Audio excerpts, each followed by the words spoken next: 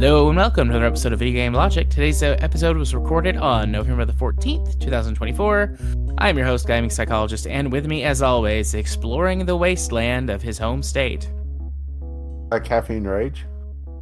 On today's show, we're going to have our October Game Club, finally, Fallout 76. We will reveal to you the next Game Club game. Fan favorite GOG launches game preservation program for classic titles.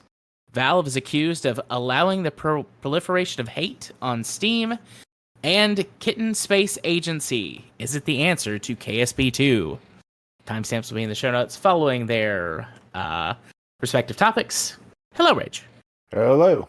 How are you? Don't answer that. No, we don't have time. We don't have time. Also, God, we talked so much about how we were last week. And even before we were recording, we spent like an hour, not quite an hour, but at least a half hour, maybe 45 minutes, continuing to talk about the politics of the matter. Like, we do get political on this show, and we're not afraid of it, but like, maybe this week, let's just not that much, maybe a little bit. Hard to not make some political jokes aimed at West Virginia, but, Well, how Fallout 76 is not very realistic because the bombs somehow did improvement to the state. Right. I was about to say, it's not realistic because it's actually better than it is right now. But how the hell did they get the road so smooth in this game? Because you've driven West Virginia roads. I have. Although I feel like to get the bumper sticker. I'm not drunk. I'm just dodging potholes. Right. I feel like that's a sentiment that many U.S. states have, though. Maybe all of them, especially in rural areas. Like a lot of the roads around here suck too, because we're a pretty rural county. But perhaps a story for another time. Mm-hmm. Yeah, I mean, I don't know. Do you just want to get it over with? Boy, that's rather telling, huh? Well, we're not gonna bury the lead on this one. Although I guess we should launch the segment properly. Game Club, for anyone who happens to be uninitiated, is where Rage and I intentionally play the same game at the same time and then tell you about it. For the spoopy month of October, we decided to play Fallout 76, hoping that there are genuinely a few horror themes in there, but just hoping that we could get something scary out of like a buggy mess that you can't mod from Bethesda. And, we didn't like this game very much for various reasons, but yeah, I definitely could see why people like this game. There's a subset of people that are into the roleplay aspect of Fallout, right. that could really get into this game, build up their settlement set and that. And there's people that are really into the combat of Fallout. I would have no idea why, because Fallout combat is like a watered down marinara. It's a weak sauce. It blows. So, having a game mostly focused around just the combat and going out and shooting things in a Fallout game, okay, sure. It just feels Fallout 76. It's a very interesting environment that feels wasted on a game that it just doesn't fit with, Yeah. That's fair. That's a fair criticism.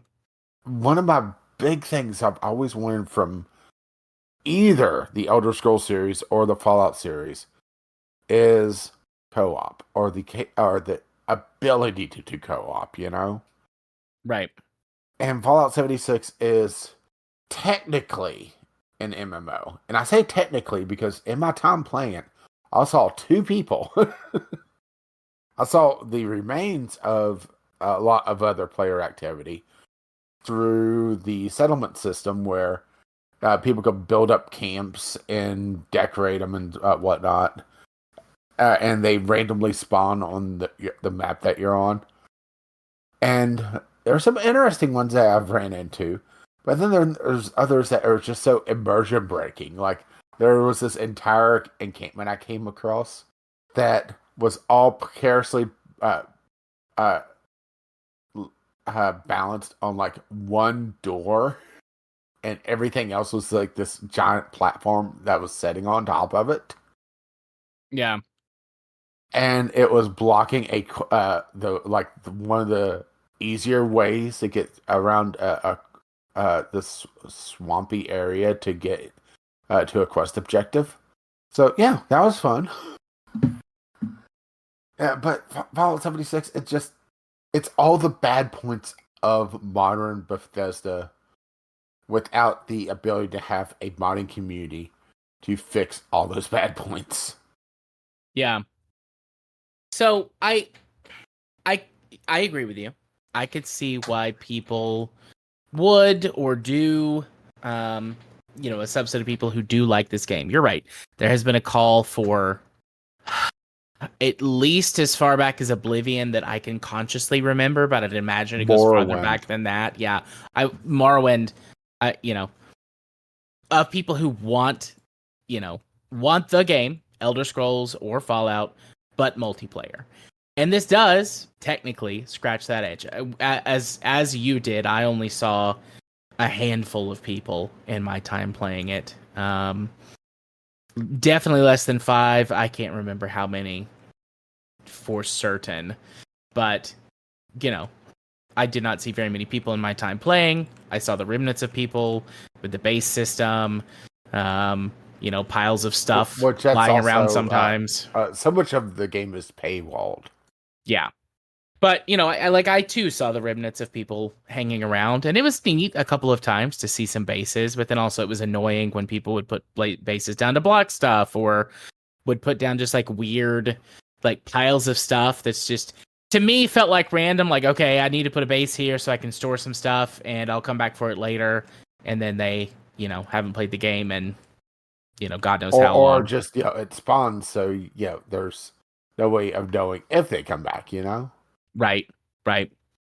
So my complaint was that it was boring because it doesn't feel like a Fallout game in the way that it should feel like a Fallout game. One of the biggest criticisms from the early days of this game was like the lack of NPCs. And there have been NPCs that have been added, but then at that point I'm like, well, what's the point? Like this just makes me want to play Fallout New Vegas or Fallout 4.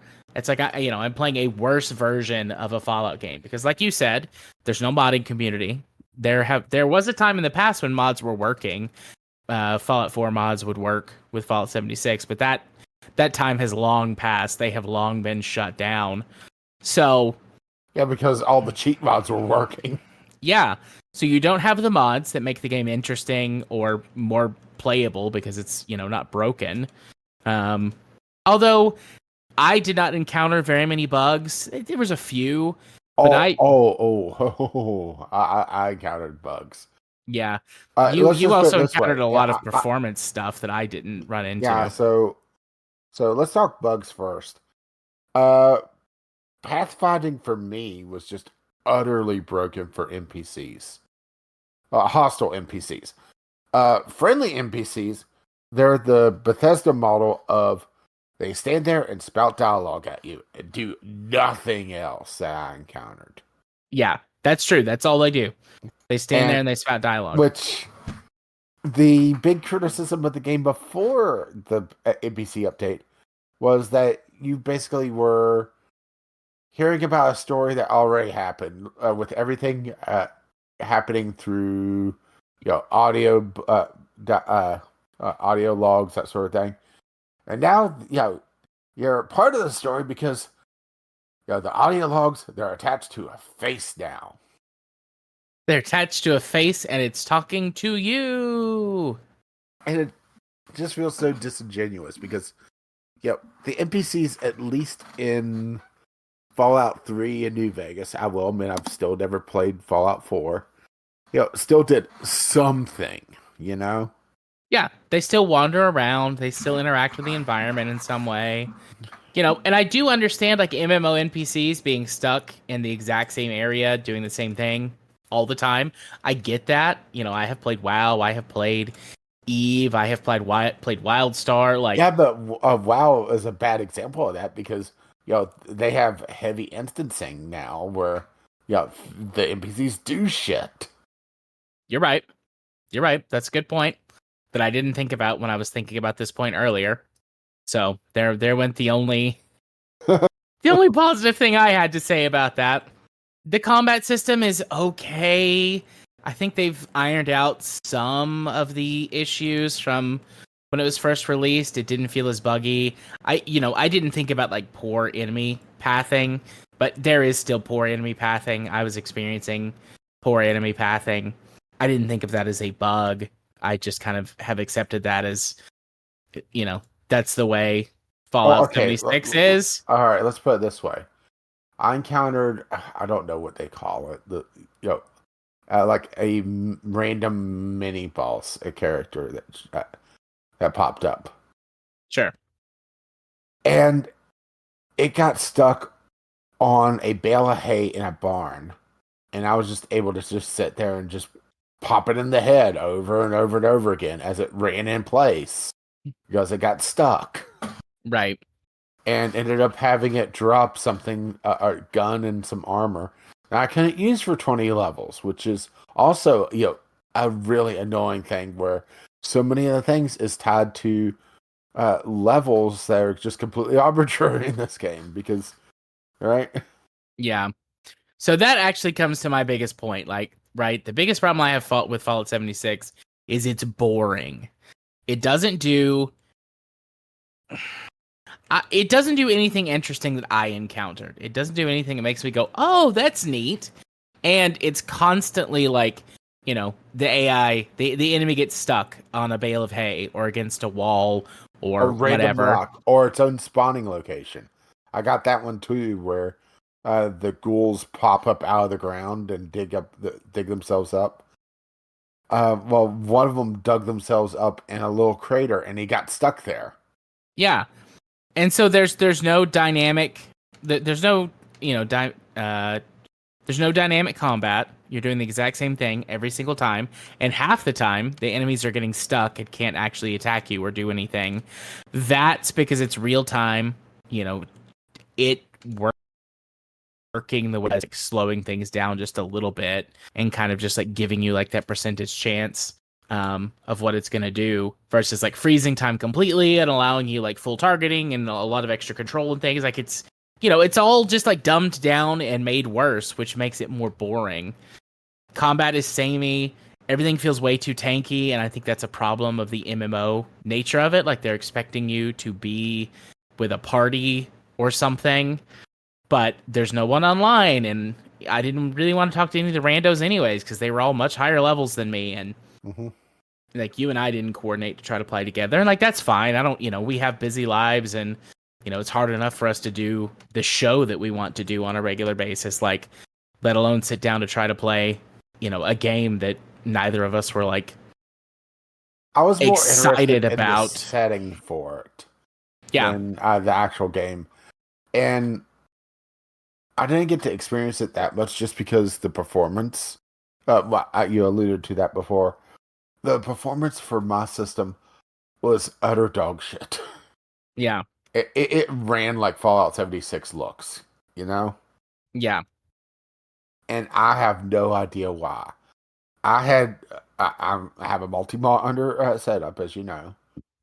So I had Task Manager on the secondary screen. Like where the hell is the bottleneck? Why is this chugging? I was using the Microsoft Game Bar to try to figure it out, and it had such horrid frame. I'm it's not the frame rate; it's the frame pacing, or it would like randomly skip frames and drop you're talking about frames. like frame timing, like Yeah, it frame doesn't. timing. It had this like uncanny valley to it that made me start to feel motion sickness from it, Yeah, and I could never figure out why it was doing it. It wasn't hitting any processor core especially hard. It definitely wasn't moving the GPU, and it wasn't just like a frame lock because if I would look down at the ground, suddenly the game was working really well, you know. yeah. But if I was anywhere, I had more than I had one or two buildings. Oh boy, right? I mean, I think this is as far as I know, it was built on Fallout 4's engine, which is like a further modification of the same engine that they used for Skyrim, which was, a further modification of the engine they used for Fallout for Oblivion, and like so on and so forth. And which I was debuted in Morrowind. I think it's just old and unoptimized, and it's not built for multiplayer. I think they stuck a multiplayer game onto a very aged single player engine, and it just can't handle it. That's my best guess. Well, there was some. Uh, well, I got the real Bethesda game experience because a lot of the suggestions were go into the INI files and start editing shit Yeah. because the settings don't really have everything that you can change. And since we're talking settings, that brings us to the real horror show of this game, the UI. Yeah. I've talked about Bethesda games being horrible to play unmodded on PC because of the consoleization of their UIs. But damn, Fallout 76 takes the cake on that one. Yeah. It was like Z and X for some things, and it just completely, yeah. This is obviously mapped to a controller, and the button, and they just had to transpose the buttons somewhere on a keyboard, you know? Yeah. So I this is the first Bethesda game I've played in a while that I actually played with keyboard and mouse. Because lots of times I do use a controller. Mm-hmm. Actually, what I do is I'll use a controller and then I'll use UI mods anyways. And then when I pull up the inventory, just grab the mouse and keyboard and move things around because that is the superior input method Mm-hmm. when you're using proper UI. But like trying to use that with a keyboard and mouse for the first time, it was rough. I absolutely understand why you bitch so much now, because I that's the first thing I do for any Bethesda game I play. Mm-hmm. After the obligatory like community patch mod, uh, will be a UI mod. Yeah, because Bethesda has this very like fetishization of a particular feature of one game or another, and they'll shove it in your face. Like for Skyrim, it was the fact that you could move the models around and look at them in 3D, and then they do absolutely nothing with it outside of one quest, right? Yeah, the claws or whatever that you have to Mm-hmm. rotate to see the correct sequence. And for this one, it's just a bad UI for PC. There's everything's like tied to random lists. There's no unified inventory at all.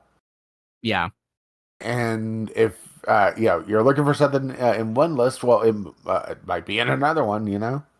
yeah. And also, if you pick up the same thing twice, like two of the same armor or gun, good luck figuring out which is which. Unless you're just look at the raw stats and try to figure out, okay, there's more durability on this one, so I guess I'll use this one now. I have a question about gameplay mechanics. Okay. How did you feel about the perk cards? Uh, Lukewarm. It feels very much like it was made monetization first. Yeah, They never did monetize them, as far as I can tell, but it feels very much like they were planning to at some point and just never got to it. I like the idea of them, but yes, I feel like the implementation is poor because they were seeking for like doing it purely for monetization as opposed to an interesting like gameplay mechanic or concept. But I like the idea of the perk cards. I mean, done well. I'll see, not Bethesda game. They could make for an interesting shooter or RPG where you know you're forced into a different direction because you didn't get the right perk cards, or Right, you could find perk cards like in the environment instead of just randomly by leveling up. right. And that But would be something that you could do to help like Mhm. modify your build on the fly, give you more gameplay options or a way Mhm. to quickly change your character build or focus or something. Like, there's it's an interesting idea that I think you could do something with. They just, because it was feels like it was or designed as like I'm thinking like almost like what was it, Dirty Bomb, that had the weapon cards that had the individual like loadouts as well. Have it be tied more to something like that. Mhm. I get that. I could see that. But no, it just feels like it's a half-made monetization scheme that never got fully implemented. Yeah, that never materialized into anything. Especially since, to really get the good versions of them, you have to luck out and get the same perk card several times. Yeah. And I'm not sure if there's a way to, get more perk cards outside of leveling up. Um There is, but I can't remember because so there's a YouTube video series I watched to help me prepare for this because I knew that I wasn't gonna get to any of the end game stuff, especially once I started playing. It was like, don't care for this.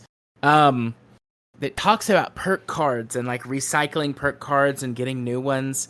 I think it's something that you can buy with like in-game currency and in-game like items that you can like grind out and then like sort of turn them into perk cards in some way. It's like a 2 or a 3-step process. Like you grind out events and then you get special rewards and you can use the special rewards to get like perk cards. And then you can also like recycle them. I could be getting some of that wrong. I Hmm. just like I said, I just remember that from the video I watched, but that was like 3 or 4 weeks ago in preparation for when we were going to record this the first time. Yeah. And And then I didn't life go back and happened. rewatch it because I don't care enough. Yeah, life happened, and I didn't rewatch it because I don't care enough because Fallout 76 bores me. But that one thing from that video that they mentioned was like Fallout 76 can be completely broken based on when you start playing or when you are playing because they Hmm. run events like seasonal events and some of them are weekly or monthly and some of them have crazy rewards that can absolutely like level a character from 0 to hero if you've got a buddy to help you to grind the event over and over again. And he was like using an example of like there was some kind of like Christmas event going on when he was playing and recording this video, and there were like zombie Santa Clauses that would pop up, and they were worth like huge XP and bonuses, and they dropped special items. And so he said he helped one of his friends grind from a new character to max level, just doing the event over and over again, and just letting him collect all the drops.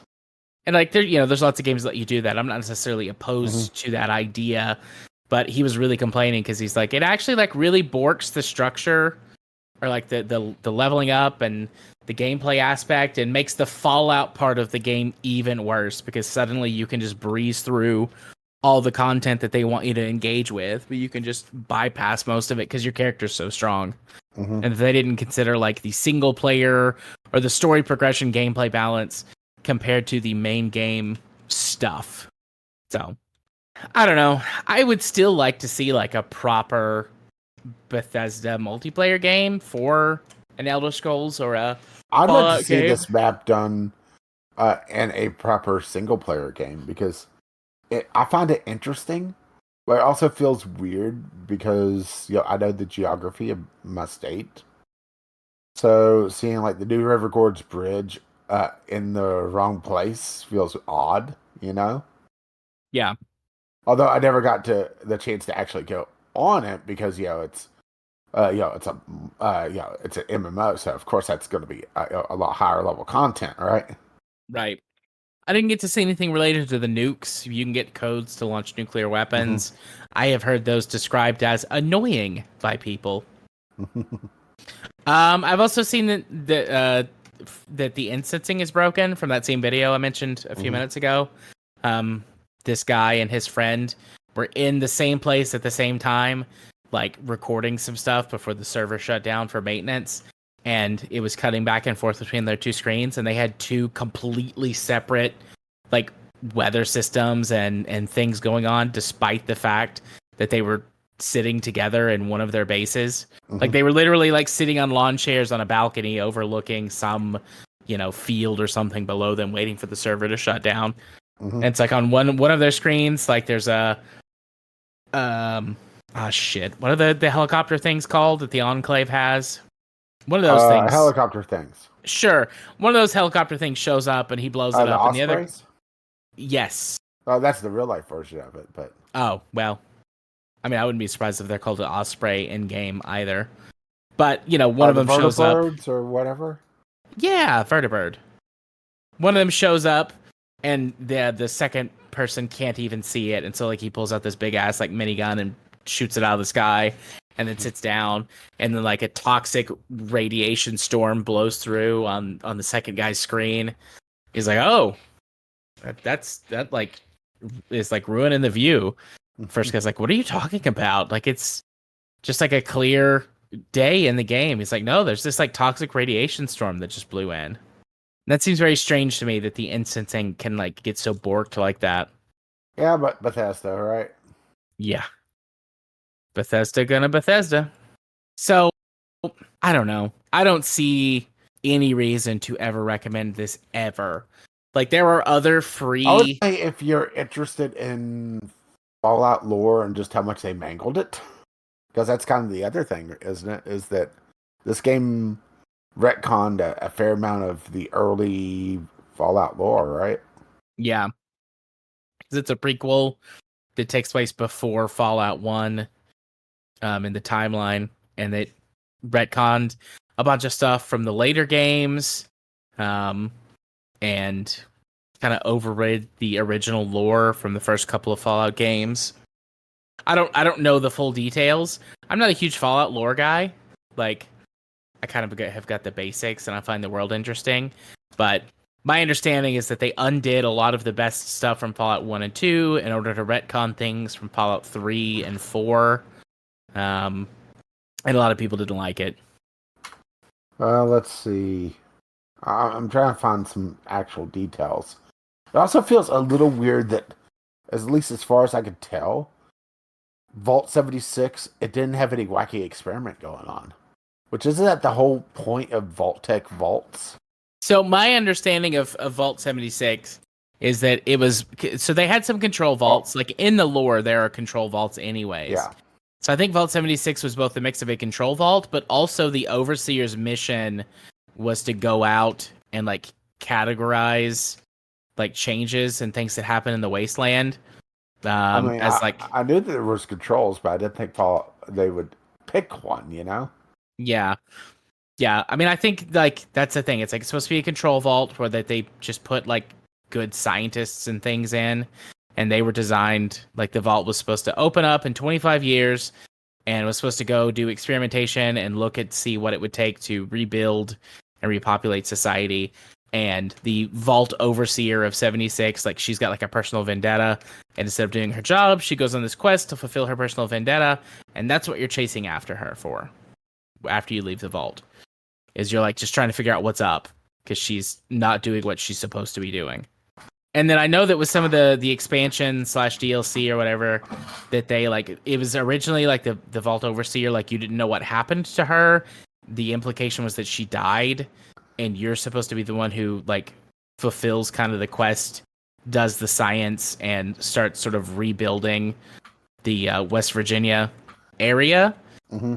But then in the expansion, one of the expansions, it's like, oh no, actually she's alive, and you can go talk to her and like do stuff with her. And so that it completely kind of undoes the original story that was in the game, which I find hilarious, but apparently a lot of people were frustrated with it when that came out. Yeah, which I could see, you know, right? Yeah. Looks like the big lore change is to the Brotherhood of Steel, actually. So, at the time that Fallout 76 is taking place, the Brotherhood of Steel should still be holed up in their original vault out in California. Yeah. But no, they make an appearance here. Because, right? Right. Well, good for them, I guess. Making their way in the world. And yeah, since the Brotherhood of Steel is, you know, from the early Fallout games, Fallout 1 and 2, some of the more lore enthusiasts are upset about this because, that's Bethesda, well, by this one person talking about overstepping their bounds. Yeah. That's one area of this that I don't really give too much of a shit about. Mm-hmm. I am someone who used to be like a huge lore nerd and like get upset when certain things were changed in lore, but the older I get, the more I'm just like, listen, as long as they just make it good, any changes that they make don't undo, in my mind, like my feelings about, a previous installment in the franchise. So as long as they do a good job, I think I would be deluding myself if I said that I thought that they did a good job, but I'm not upset because they retcon things. I'm upset because it's boring. Right. Yeah. So, I can't, like, if you want to play a free MMO, there are so many other free MMOs out there. The only reason that I think you would want to play this is if you wanted to play Fallout online with no mods. Because there are mods that make Fallout 4 an online game to connect with friends. At least I think there are. I remember like seeing some like at one point, people talking about them being in the works. Like, now I want to double check this claim I just made. Fallout 4 multiplayer mod. Yeah, Fallout 4 together. Looks it's probably made by the same people who made Skyrim together. Mm-hmm. So like, if you want to play Fallout with your friends, do that. Don't play Fallout 76. Do that. But, the only use case or the only way I could recommend this game at all is if you specifically want to play a Fallout game, you have no money, and you don't care that you can't mod it. In which case, Fallout 76 fits that perfectly. It's a free-to-play Fallout game that you can't mod. One slight problem about the whole free-to-play. Go on. It's not. I thought it was free. I thought it was free-to-play. No, it's Game Pass free-to-play. Oh. Remember, we played this on Game Pass. It's $40. I genuinely thought it was free to play. I didn't No. realize. I thought that they made it free to play last year. No. I was wondering where you were getting this. No, it's still a $40 game. Plus, there's the whole Fallout First bullshit, which basically is adding a bunch of in-game currency and essentially buying power in a multiplayer game, which, oh boy, right? Right. And the ability to essentially have private servers. And it's $13 a month. Yeah. Playing a private adventure exclusively for you and up to 7 friends. Custom worlds. Create custom worlds with modifiers and invite your friends. Scrapbox with unlimited storage. In a survival game, right? Yeah. Maybe this is what I'm thinking of, because I Googled Fallout 76 free, and there's an article from a couple of years ago that if you owned Fallout 76 already, when it came to Steam, you could get a free Steam copy.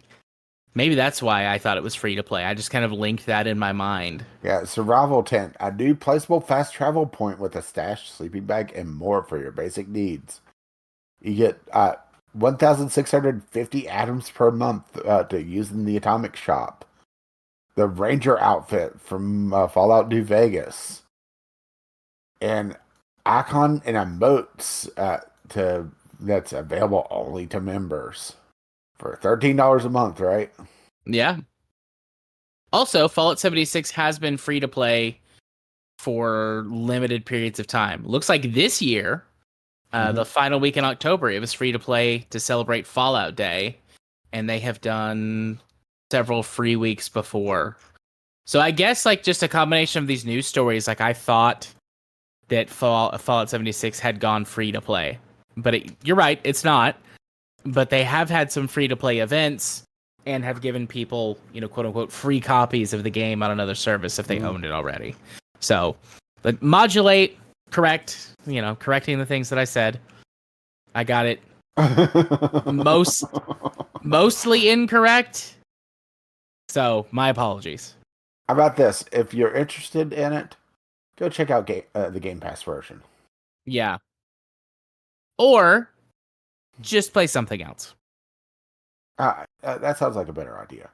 Speaking of which, Right. Speaking of playing something else that's better for our November I game. would say it'd be okay. It's satisfactory. Hey, yes, we are playing Satisfactory. So this is going to be a truncated playtime. We partially picked Satisfactory because we were aware it was going to be truncated, and both of us have got a decent amount of experience in Satisfactory already. So we are, 1.0 released. When did 1.0 release? Last month? Mm-hmm. No, September. It's September, I think. So you and I have started playing new runs Satisfactory. In the pre-game recording that we did, that's going to be Franken content, we had a decent, 20-minute discussion about our factories. So, but I'm looking forward to it. I mean, I'm playing Satisfactory right now, sort of. I'm like running around in circles in my factory while it churns out those phase 2 project assembly parts. But yeah, I'm just running around in circles, jumping off of things, deploying my parachute. Yeah, But and I need to go get my parachute. But yeah, anyways, moving on. Gonna have a couple of news stories tonight to round us out before we go to bed, because it's already 11:30. And we have, well, I don't remember. Do you work tomorrow or are you off tomorrow? No, I'm off tomorrow. That's why we're recording tonight. Right. I have to work tomorrow.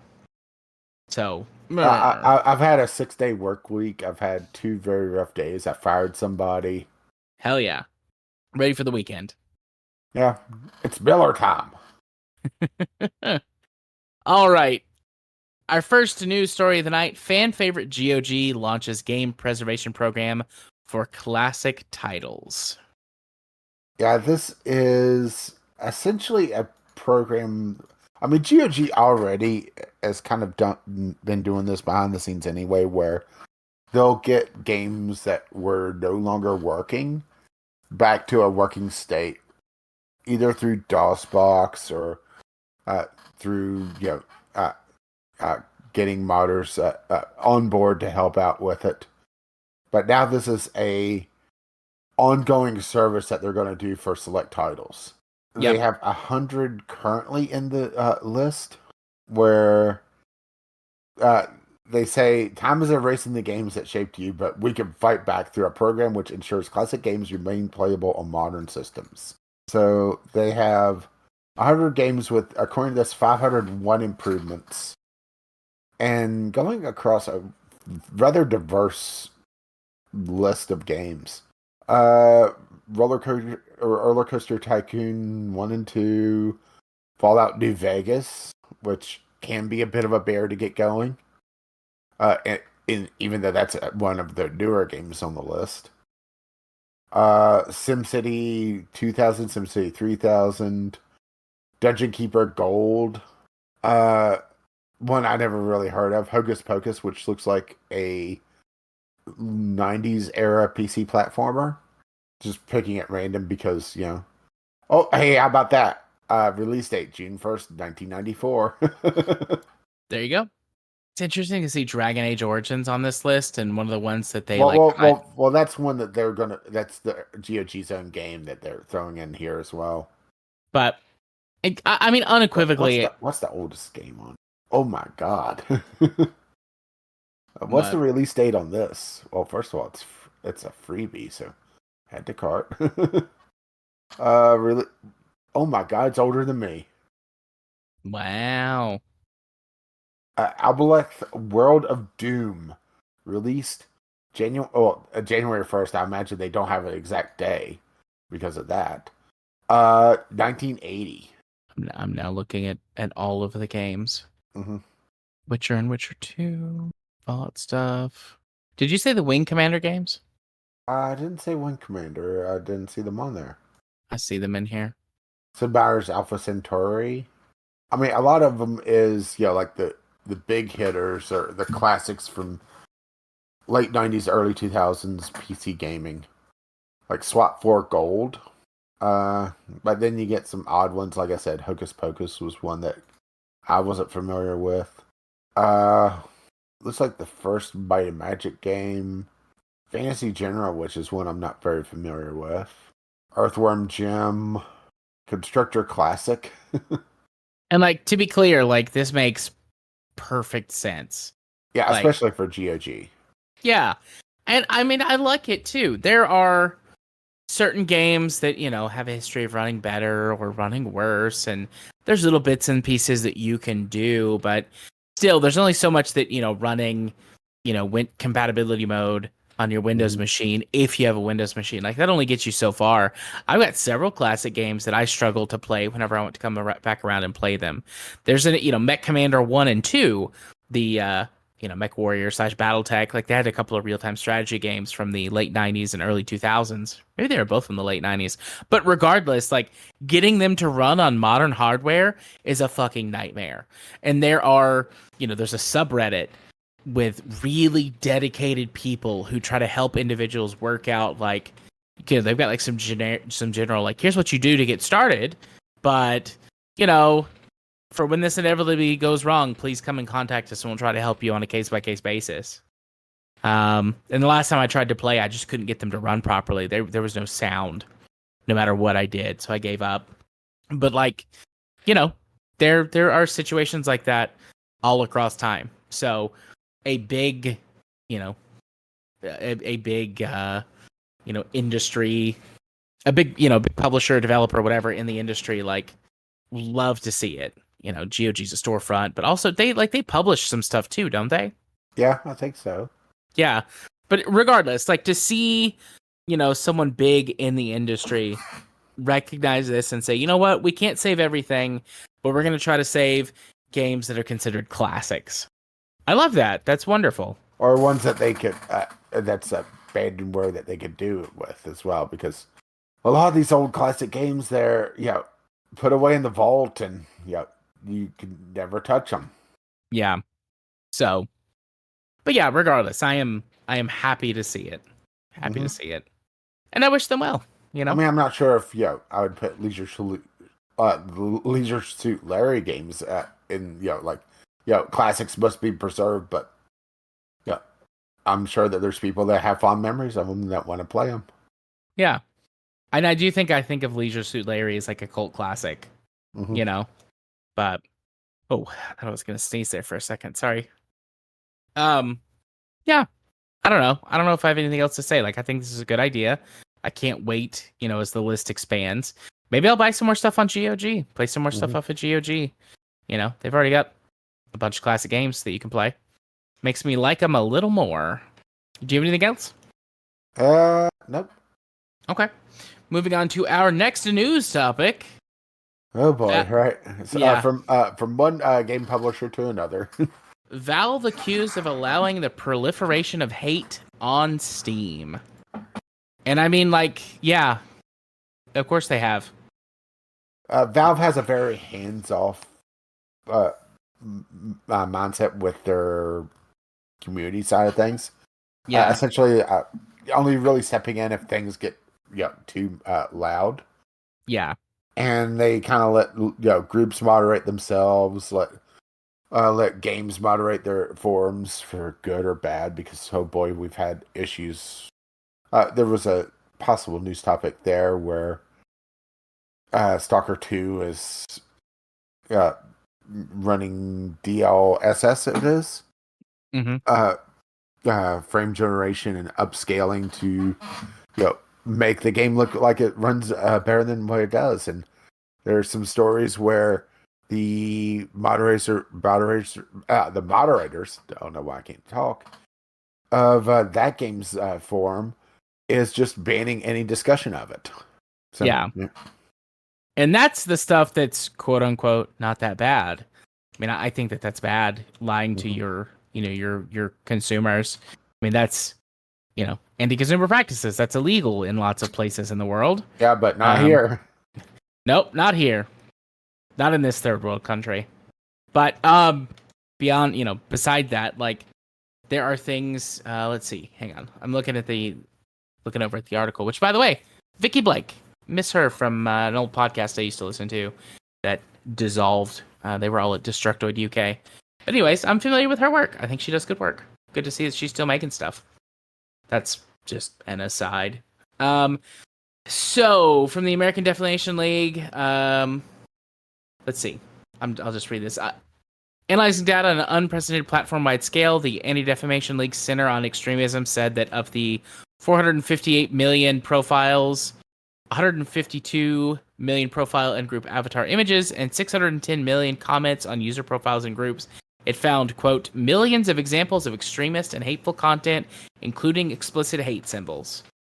And yeah, beyond just like Valve not really paying attention or caring to engage or intervene all that much with its storefronts and what that could do for sort of business practices, there are tons of people that I have seen in posts and things in like the community content section for certain games that are just full of absolute like deplorable shit, like fascist rhetoric, hate speech, bigotry,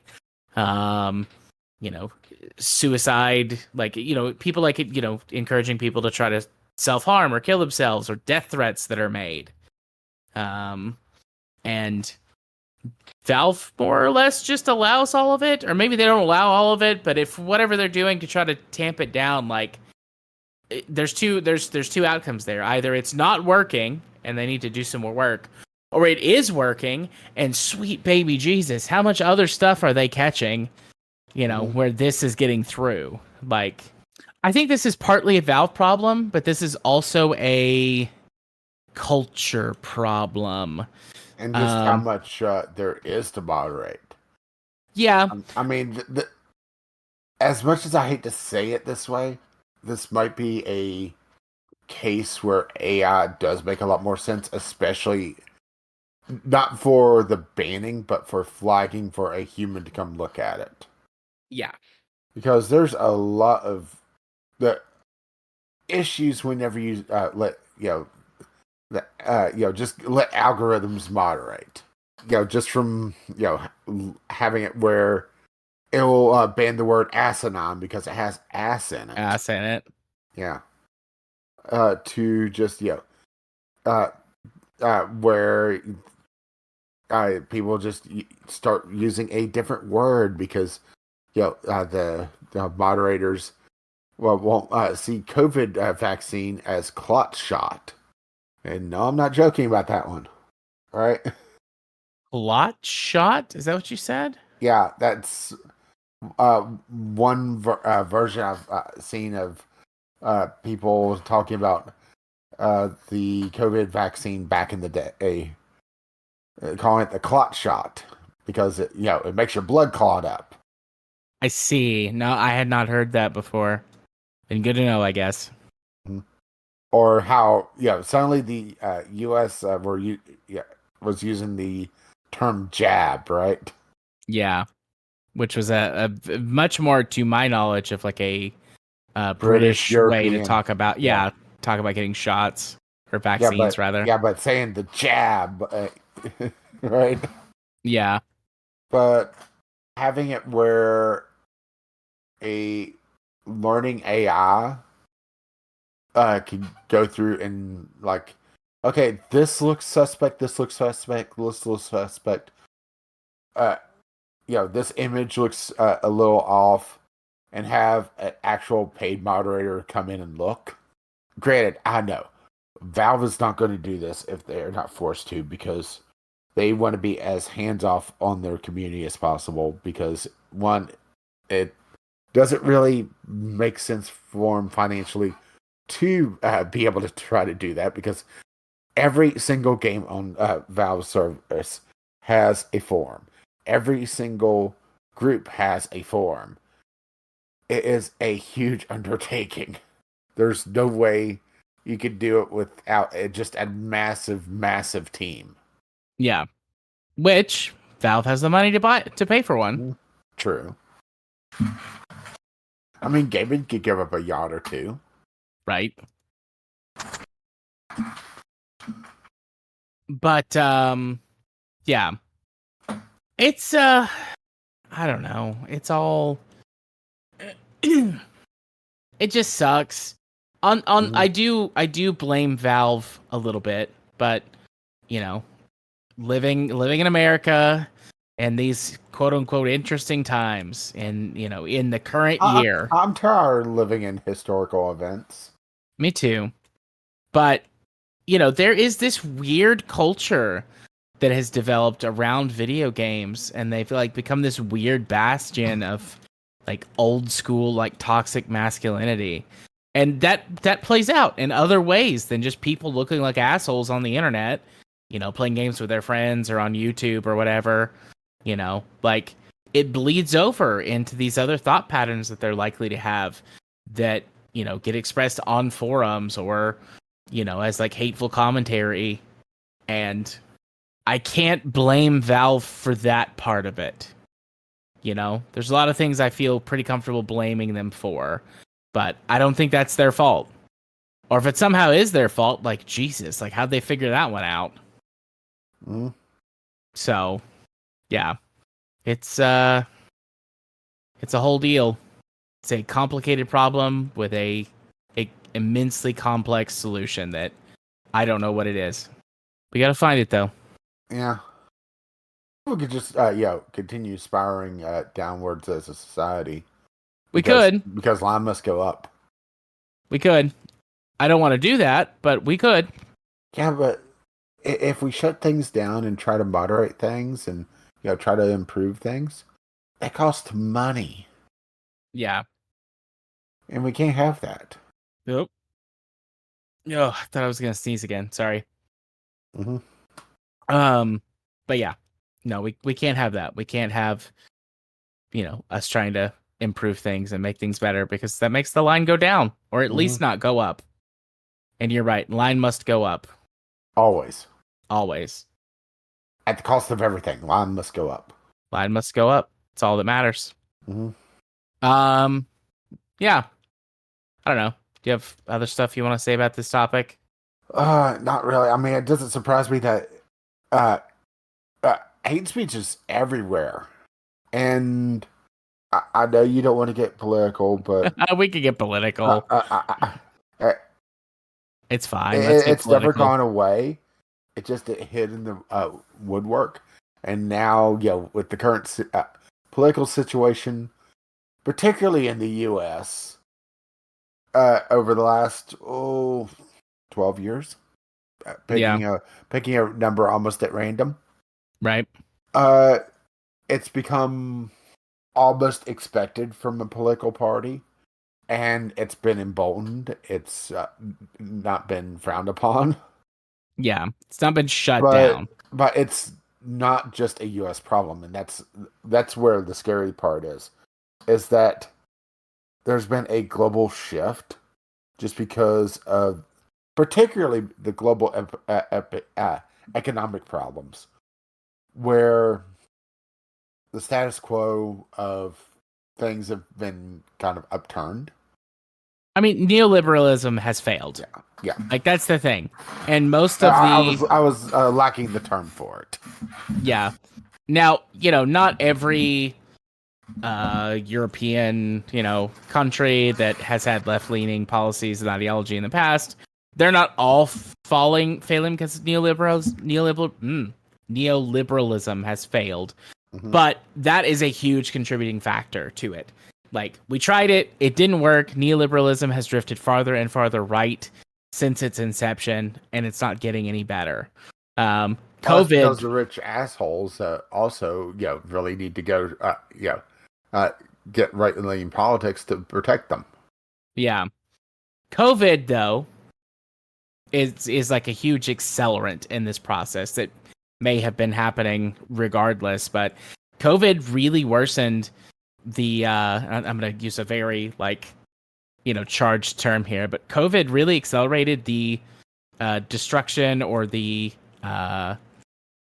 decimation of the proletariat's living conditions. Proletariat being like the fancy schmancy word for like the working class. Mm-hmm. And as that happened, all of these leftist leaning, countries or, what we think of as like moderates or center right leaning with some like progressive ideals, but essentially fiscally conservative policies, has reduced the material conditions for people. And so they've gotten angry and they're not offering new solutions. They keep, spouting the same old solutions to the problem, and that they're not working. And so people are turning rightwards because, I mean, that's how time works. People, new people are born and older people forget. And like, well, these guys are saying something different. Maybe this different thing that they're suggesting will work. And like, it won't, because it's not about doing that. It's about hatred or enriching oneself or one's political party. And not to say that left-leaning politicians are like perfect little angels who never, fall to greed or corruption. But it's like, that's something that can happen to them, where that is the default on the political right. So, yeah, this push to the right in some places and for some people, absolutely, I think, is an expression of right-wing, fascistic, hateful policies and politics. But I think for some people who have never known or seen a different way, or who have forgotten how hard that we had to fight to achieve the victories that we did, are like, fuck it, like, I can't afford a house or to even pay my rent. Like, these guys have been selling the same stuff for years and it's not working. I guess I'll try these other guys over here. Never mind how terrible they are, right? Yeah. And for like, I have gone through many stages of this over the years. Both you, Rage, and long-term listeners who have like paid attention to the political portions of the podcast every time they come up, I think would have heard this journey. I started out, I guess naive is the word. Like, I was younger, less politically experienced, more hopeful. And then as time has gone on and I've become more cynical, I've been very angry. And for a while, especially during the first Trump administration, was like, the cruelty is the point. Like, that's it. It has to be that. That's the only reason. I think that's a big part of it for a lot of people. But at this point, like, I do think there are a lot of people who are just, they don't know, or they don't remember. And they just want to be able to live, that dream that was promised to us. Or they don't understand how things work and don't bother Googling what the fuck a tariff is until after the election. Yeah. And no excuses for them. That's dumb as shit. But, people are so busy working, 2 jobs, 3 jobs, and still not making ends meet. Like, I can't say I blame them for not knowing or not taking the time.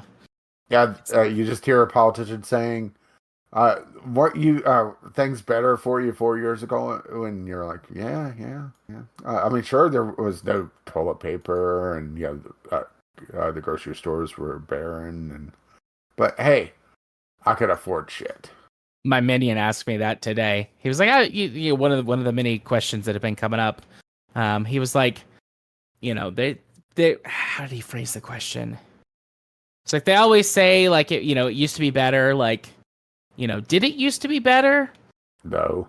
Not, and I said, not really. I said, it used to be not as bad, if that makes sense. And he's like, what do you mean? I was like, well, better implies that it was good. And it wasn't good, but it was less bad for these reasons that I can, like, physically remember. I talked about COVID and pre-Trumpian U.S. politics and the changing media landscape. It was always bad, but it used to be not better, but less bad. He's like, doesn't that mean better? And I was like, no, that doesn't mean better. But yeah. And he's 23. So he doesn't really remember the Obama. The before times. Yeah, he doesn't really remember the before times. Well, that went off the rails. Yep. That's the thing, though. Like, I mean, some of the people who live... Yeah. Some of the people who live with me, though, don't remember the before times either because they're too young. Hey, do you let them on your lawn? Yeah. And in the house. But, yep. The one... go ahead. The one teeny tiny silver lining that I can think of to all of this is that in a couple of years, when I sit down to give my son like a civics lesson, based on that little, and this is Franken content, but based on the list that I made, at least I'll get to feel hermetically sealed in a mayonnaise jar. Absolutely. but that at least I'll get to feel smug when I'm proven to be right on multiple occasions. I'll get to feel smug, and at least In their concentration camp. yeah, at least I have that to look forward to. I don't think I'll be in the first round because I'm not an immigrant.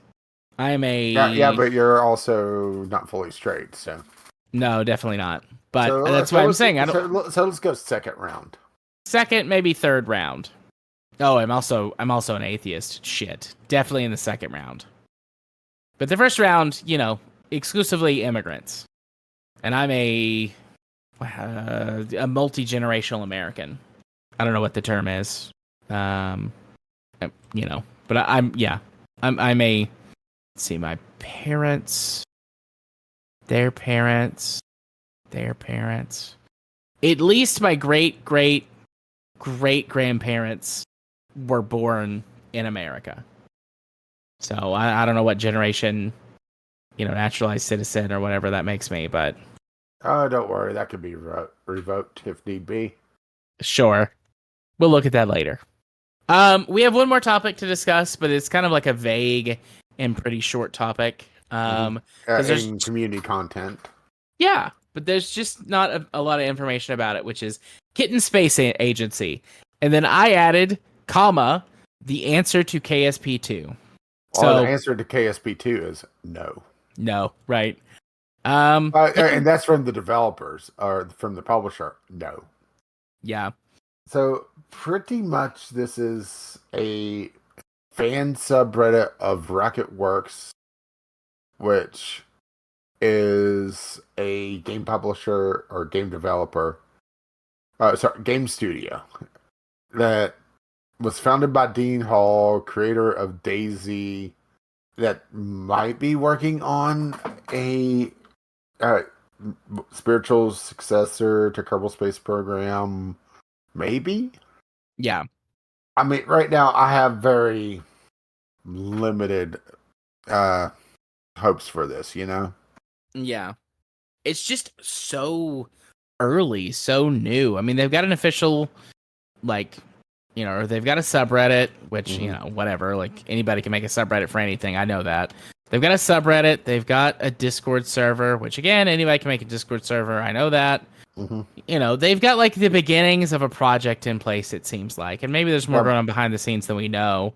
I mean, this just feels like a fan hope subreddit. That the next game will be this, Yeah.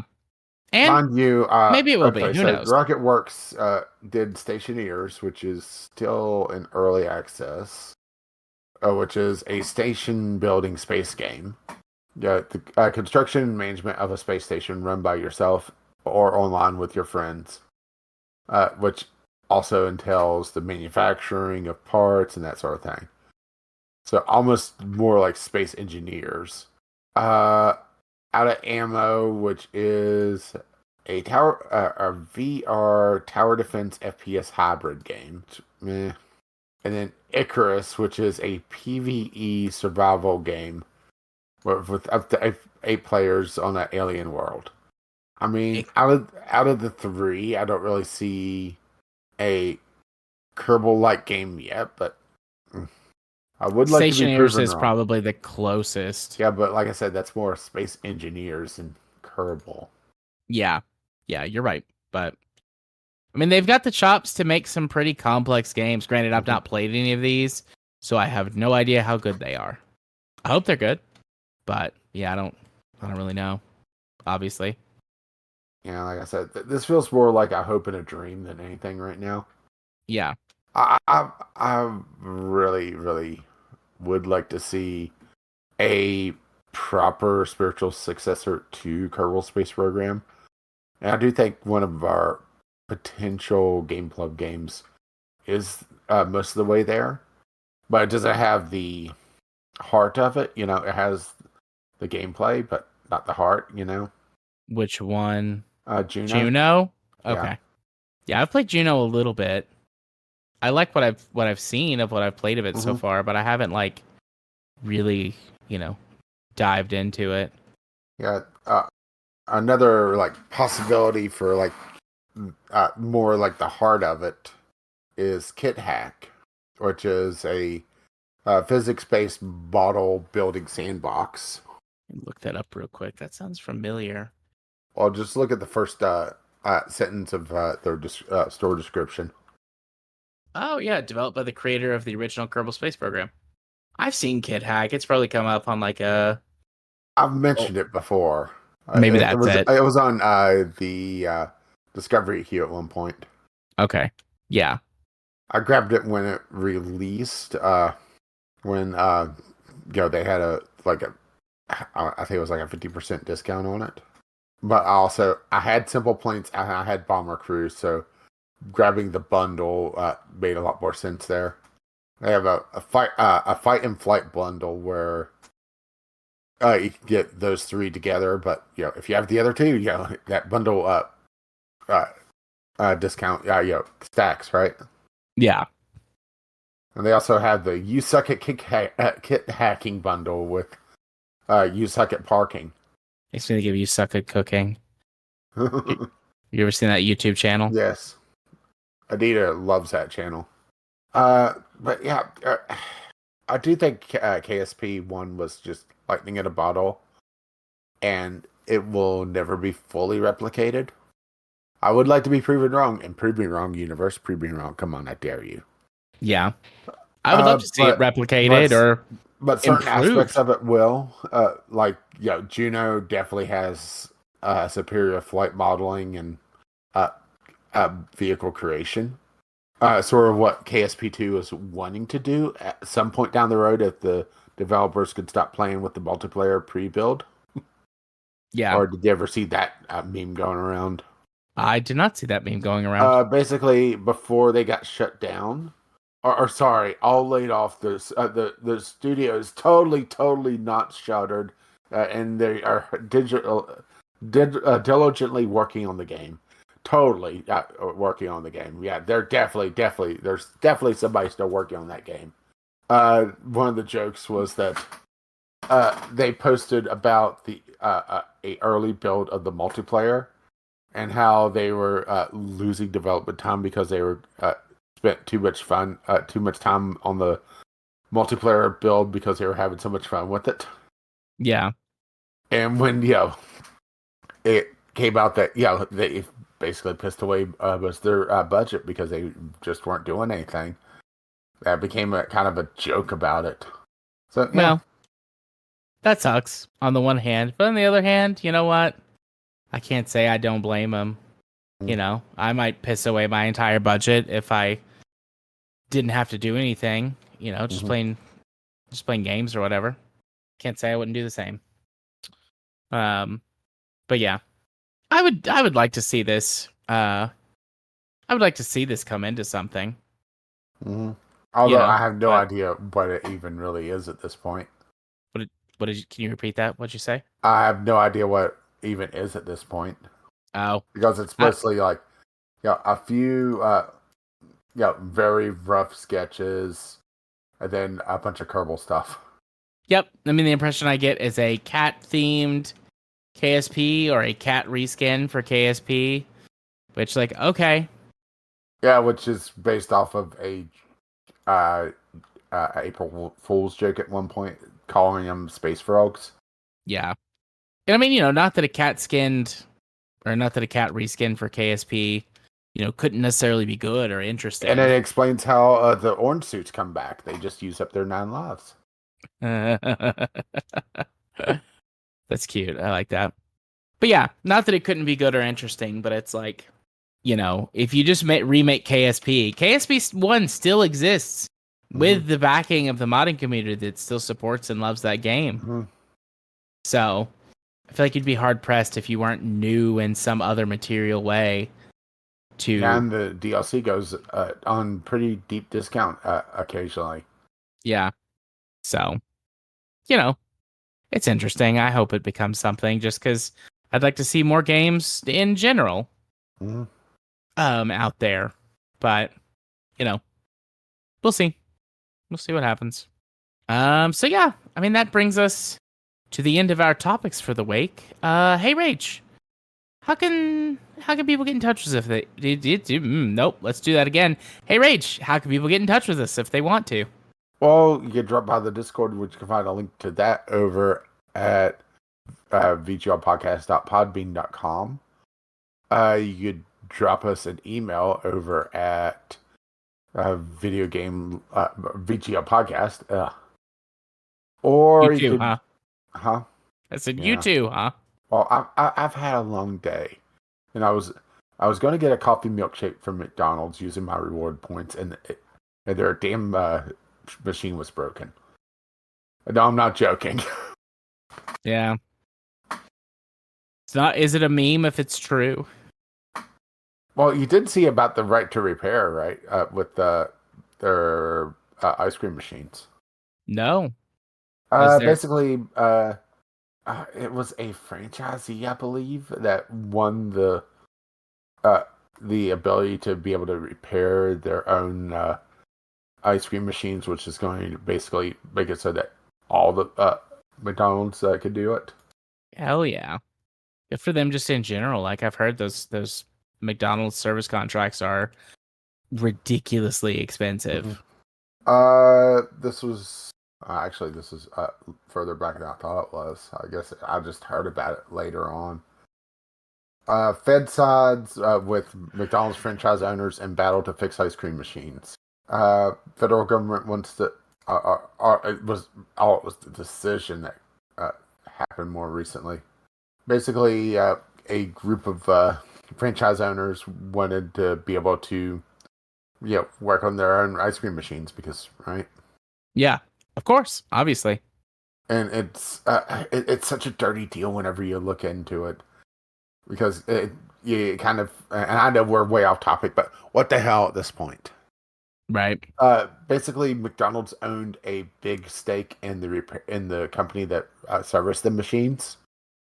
So it was like double dipping on selling the machines to the franchise owners that have to use this particular model, this particular brand of machine, and then when it breaks down, and it was very easy for it to go into an error mode because improper cleaning would do it if it went through one too many cycles. There was a lot of edge cases that should be franchisee user serviceable, but because it goes into a DRM got lockdown mode, it made it so that you had to call this company to send out a technician, which pays off McDonald's again because their line must go up.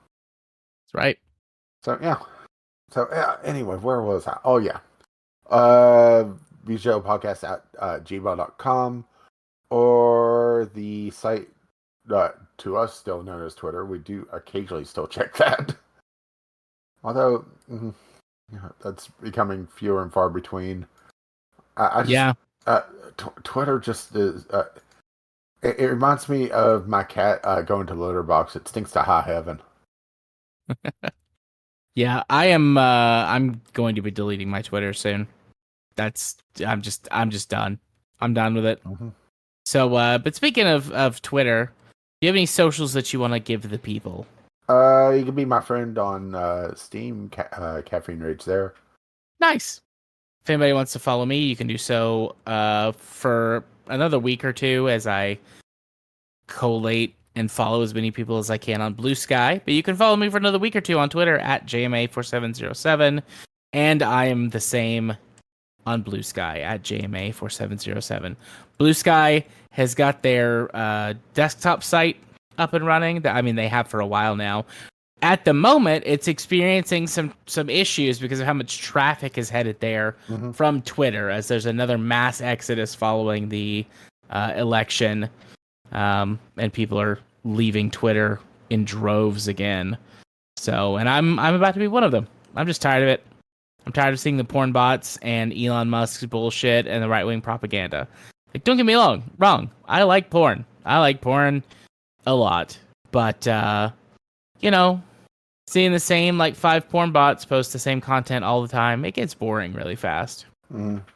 So, that's that. Well, that brings me to my portion where I scroll back up and once again remind people VGLpodcast@gmail.com with your letters, voicemails, gaming related topics. Tweet them for the time being at VGL Podcast. Or drop by the Discord, which you can find a link to that at the top of vglpodcast.podbean.com. And if it's to spread the love, you can find us on your podcatcher of choice. Our lovely, lovely patrons have made this madness possible. You can find out more about that over at patreon.com/VGLpodcast. Our intro and outro music is Underground by Kim McLeod. You can find his work over at incompetech.com. And as always, as this lovely music starts to roll across my voice. Bye-bye now. see ya. Bye-bye.